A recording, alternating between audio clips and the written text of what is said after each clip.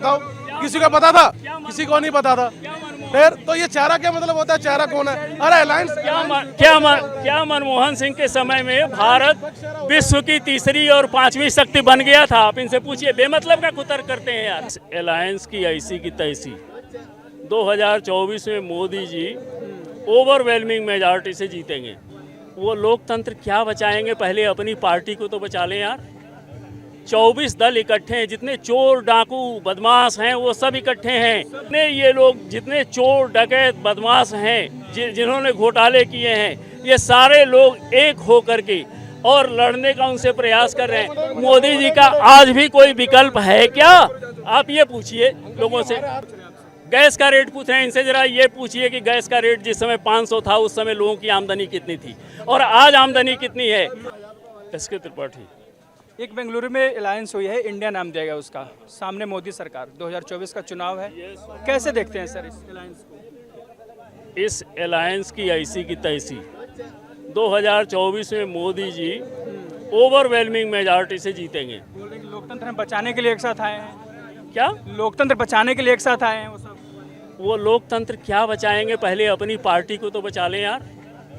24 दल इकट्ठे हैं, जितने चोर डाकू बदमाश हैं वो सब इकट्ठे हैं और मोदी जी जो हैं वो देश के हित में काम कर रहे हैं। आपसे मैं पूछता हूं, भारत की रक्षा नीति, भारत की विदेश नीति, भारत की गृह नीति जो इस समय है, क्या मनमोहन सिंह के समय में थी? मनमोहन सिंह जाते थे, एक अटैची उठा के लगता था कि बाबू की तरह चले आ रहे हैं, कोई पूछता नहीं था।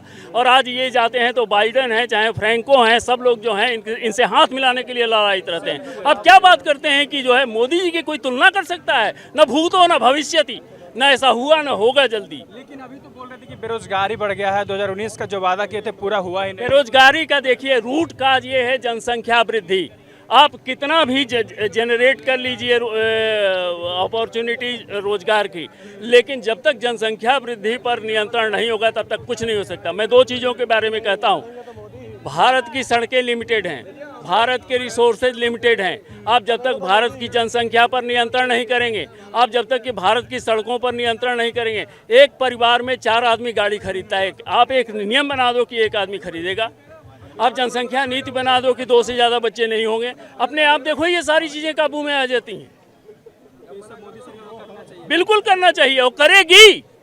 अभी यूसीसी आ रहा है, देखिए आप। बिल्कुल आना चाहिए कि नहीं यूसीसी? बिल्कुल आना चाहिए। तो मदनी जी मना कर रहे हैं कि हम विरोध करेंगे। 100% people of India who are nationalist they should support Modi जी।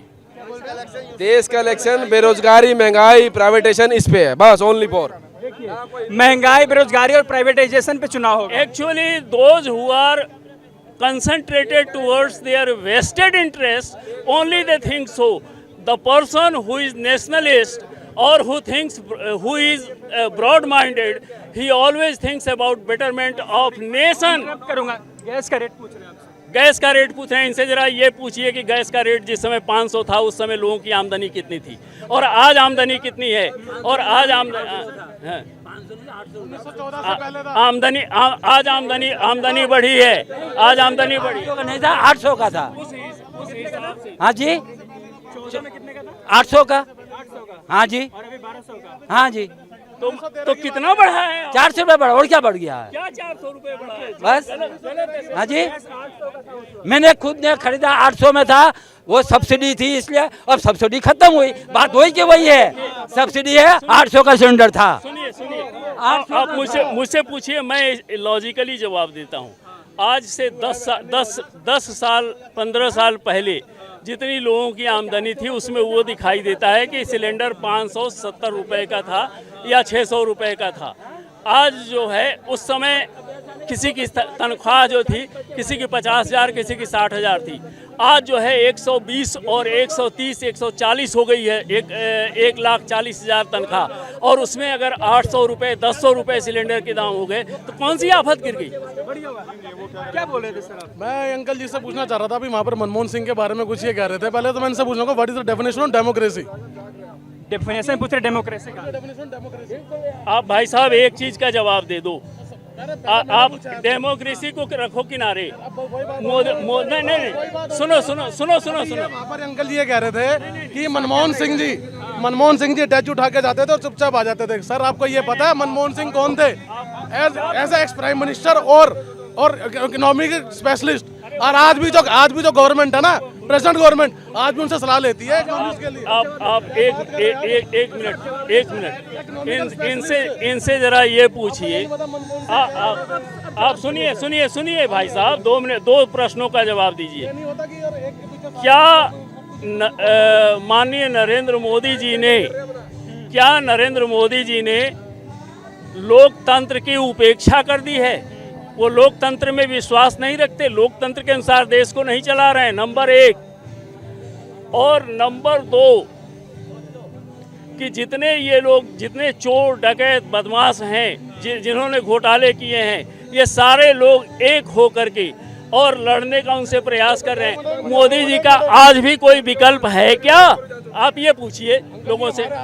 चलिए, हम भी इस देश, मैं आपसे ही पूछना चाहता हूँ, हमारे हाथ में 5 उंगलियां हैं, क्या 5 उंगलियां बराबर होती हैं? इस बात का जवाब दे दो आप।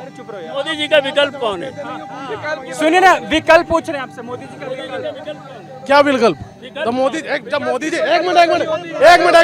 मिनट, जब मोदी जी पीएम के इलेक्शन लड़ने के लिए आगे आए थे, क्या किसी को पता था वो प्राइम मिनिस्टर बन जाएंगे?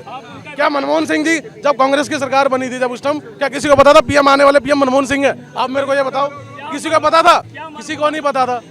फिर तो ये चेहरा क्या मतलब होता है? चेहरा कौन है? अरे अलायंस क्या मनमोहन सिंह के समय में भारत विश्व की तीसरी और 5वीं शक्ति बन गया था? आप इनसे पूछिए, बेमतलब का कुतर्क करते हैं यार।